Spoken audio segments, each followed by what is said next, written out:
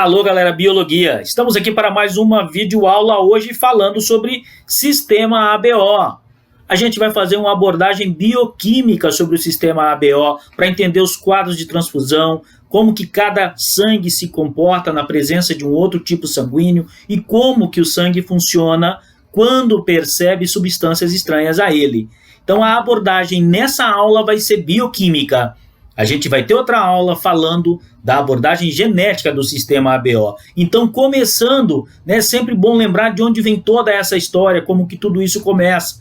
E nas tentativas de salvar vidas, algumas transfusões foram feitas e não obtiveram sucesso. E esse insucesso foi motivo de curiosidade para pesquisadores. E na composição bioquímica do sangue, destaca-se Karl Landsteiner. E a gente vai falar bastante dele quando formos falar principalmente do sistema MN, que teve ali o gene que representa esse sistema, utilizado, né, em homenagem a Landsteiner. A gente vai usar o gene Lzão lá, né, LMLN, uma homenagem a Landsteiner, uma homenagem mais do que justa.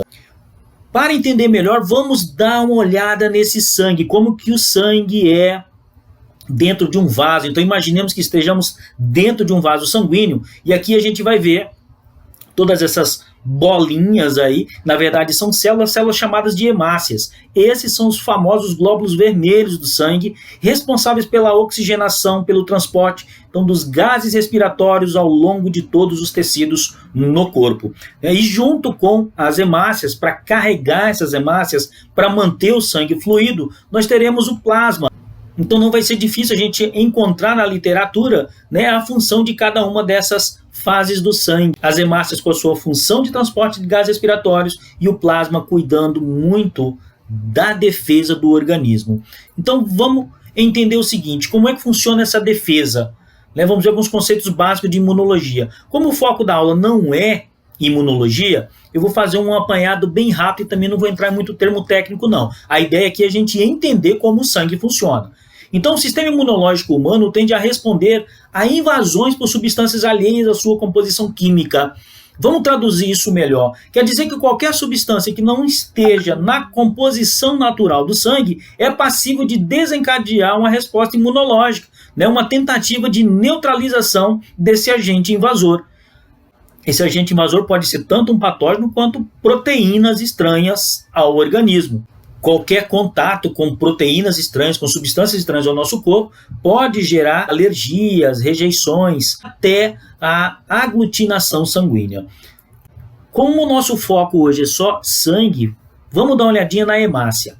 Como é uma célula, ela tem uma membrana plasmática, e essa membrana plasmática, na sua composição, tem uma substância que é natural dela. E essa substância natural da hemácia, ela muda de sangue para sangue. Essa substância natural da hemácia sanguínea nós vamos chamar de aglutinogênio. Eu vou usar esse termo porque é o termo mais utilizado nas provas. Podia ser antígeno, talvez ficaria até mais fácil de entender. Mas vamos pelo aglutinogênio porque é a forma como ele é cobrado. Divide a palavrinha no meio primeiro. E o que é gênio? Além de vocês, é claro, né? Gênio, gente, é a forma contraída da palavrinha Gênesis. E Gênesis quer dizer origem, certo? Então, quando eu tenho um aglutinogênio, eu tenho, na verdade, um originador ou um gerador de aglutinação. Como assim um gerador de aglutinação? Quer dizer que se eu tiver um sangue que possua uma característica natural dele, sendo injetado em um organismo que não tenha essa substância vai gerar uma aglutinação no organismo receptor. É o que a gente falou agora sobre rejeição, inclusive. Então vamos entender melhor aqui. No caso do sangue A, lá na membrana plasmática dele tem o aglutinogênio A. Portanto, se eu pegar um sangue A e injetar numa pessoa que é sangue B, essa substância A vai gerar uma aglutinação na pessoa que tem sangue B. Então, por isso que a gente chama de gerador de aglutinação, de aglutinogênio. Da mesma forma que o sangue A possui essa substância A, o B tem a substância B. Já o sangue AB leva esse nome porque as hemácias possuem as duas substâncias. E o sangue O não tem nenhuma delas. Isso vai dar um comportamento diferente para esse sangue. Vamos dar uma olhadinha depois. Vamos voltar para o sangue então. Aqui eu tenho a hemácia e ali eu tenho o plasma. Na hemácia eu tenho transporte de oxigênio e lá no plasma eu tenho a defesa do organismo. E a hemácia é que vai trazer a identidade bioquímica do sangue. Portanto, se esse sangue tiver nas suas hemácias um aglutinogênio A, lá no plasma dele vai ter um anti-B, que seria o anticorpo contra a substância B. Já um sangue B, tendo B na hemácia, lá no plasma ele vai ter o quê? O anti-A. E se a hemácia tiver as duas substâncias A e B, não tem por que se defender, então ela não fabrica anticorpos. Porque nesse caso as duas substâncias são naturais ao sangue, certo? Já no sangue O, sem aglutinogênio nenhum, qualquer aglutinogênio que for injetado em uma pessoa, sangue O, vai desencadear a produção de substância anti-A e anti-B, ou seja, anticorpos contra A e contra B. Melhorando o nosso entendimento sobre isso, moçada? Como que funciona o exame de sangue? Bem, existem os chamados reagentes para que a gente possa fazer a detecção do tipo sanguíneo humano. E aí nós teremos os reagentes anti-A e anti-B. Esse primeiro exemplo à nossa esquerda aqui, eu vou sugerir que foi coletado uma gotinha de sangue de uma pessoa, né? Na verdade 2 gotinhas, foram colocadas as 2 gotinhas de sangue dela aqui em cima de uma plaquinha, uma laminazinha de vidro, né, comumente utilizada nesse exame. Então tá aqui as 2 gotinhas de sangue da pessoa. E esse sangue é submetido então ao reagente anti-A e o anti-B. Vamos sugerir então que o reagente foi colocado, ó lá, pingou uma gotinha aqui, reagiu no B. Por que ele reagiu no B? Se ele é anti-B, é sinal que o sangue tem o aglutinogênio B, então essa pessoa é sangue B. No segundo exemplo, esse que está no meio aqui da sua tela, tá? Eu vou sugerir a mesma situação, coletado 2 gotinhas de sangue do paciente, colocou-se aí nessa lâmina de vidro e adicionou-se o reagente. E aí eu tenho a reação com o reagente A. Então, nesse caso, essa pessoa é um sangue A.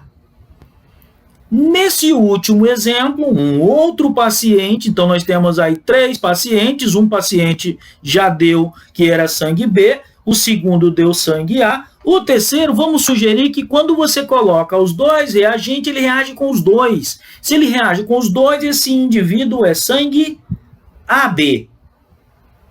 Com isso, a gente segue para um último possível paciente, em que o sangue dele é exposto aos 2 reagentes e não acontece nada. Por que não aconteceu nada? Porque não tem nem antígeno A e nem antígeno B.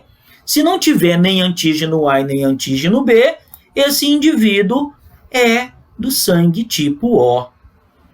Veja bem, eu estou afirmando para vocês que ele é sangue tipo O, porque nós estamos em uma abordagem do sistema ABO. Mas para você vestibulando, né, para você candidato do Enem, muito cuidado pelo seguinte, tá? Aqui eu estou com um conteúdo fechado, mas lá nas provas é possível colocar mais conteúdo junto.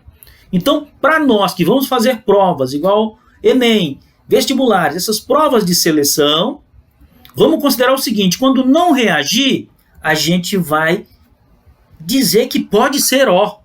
Por que pode ser O? Porque existe mais um exame que o enunciado pode pedir para você fazer, que eu vou explicar lá na aula de epistasia, quando falarmos do falso O ou efeito Bombaim. Mas fiquem calmos, se não tiver nada ligado a falso O, efeito Bombaim no enunciado, esse indivíduo é sangue O. Como que ficaria então uma tabelinha de transfusão sanguínea para a gente entender melhor? Eu tenho aí tipo sanguíneo A, aglutinogênio A, aglutinina B. O B, aglutinogênio B, aglutinina A. Canacheiro, tá ficando esquisito, tá? Eu não estou entendendo. Vamos melhorar isso aí. Vamos lá então.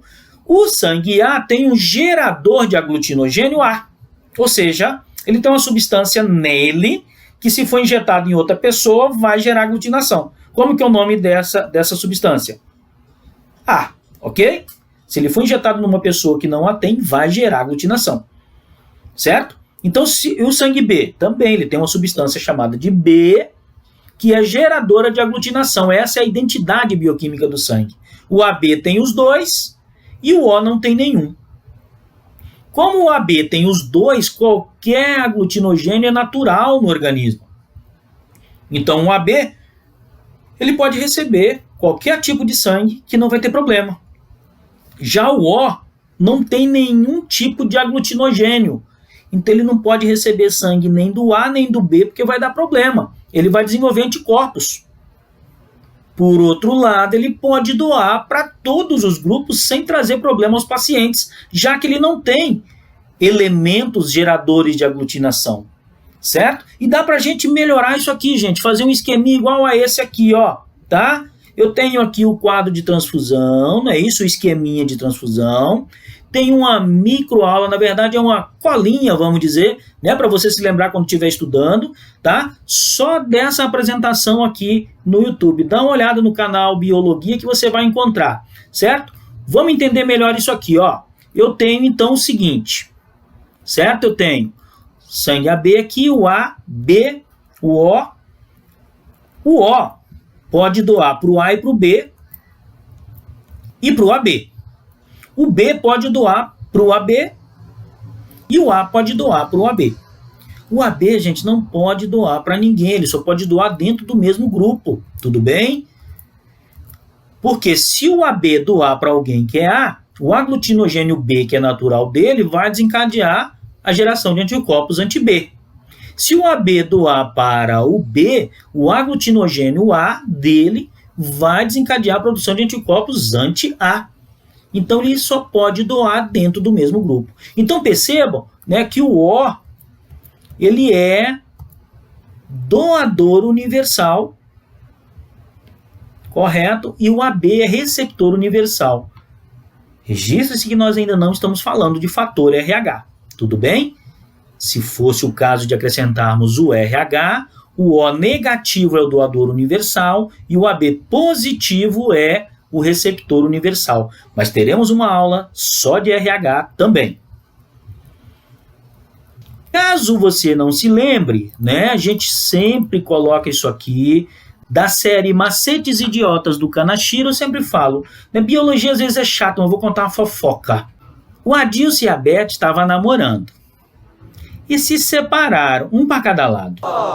Se encontraram numa festa, aí, ó, começou tudo de novo, setinha para cima, tudo setinha para cima, gente. E aí lembra que cada grupo doa dentro de si mesmo, tudo bem? Não tem segredo, certo? Quando vocês vão usar isso? Quando tivermos questões ligadas à doação de sangue, transfusão de sangue. Vão te apresentar um paciente, vão falar qual é o tipo sanguíneo ou apresentar as características bioquímicas do sangue e perguntar quantos litros de sangue tem disponível no banco de sangue, segundo o enunciado. Muito obrigado, era isso que eu tinha para dizer sobre sistema ABO. Leia um pouquinho mais no nosso site www.biologia.com.br e vem para o Biologia. Temos muito a aprender juntos.